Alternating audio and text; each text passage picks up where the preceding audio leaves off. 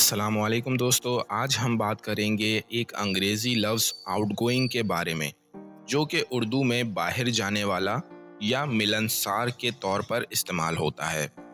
Out going کا مطلب ہوتا ہے کسی شخص کی وہ خوبی جو اسے دوسروں کے ساتھ آسانی سے گھل مل جانے اور ان کے ساتھ وقت گزارنے کی صلاحیت بخشتی ہے۔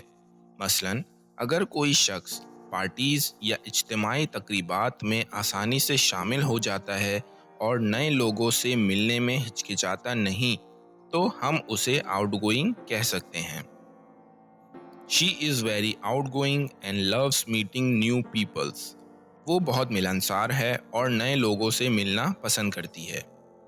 یہ تھی مختصر سی وضاحت لفظ آؤٹ گوئنگ کی اردو میں۔ امید ہے اب آپ کو سمجھ میں آ گیا ہوگا۔ ملتے ہیں نیکسٹ ویڈیو میں۔ شکریہ۔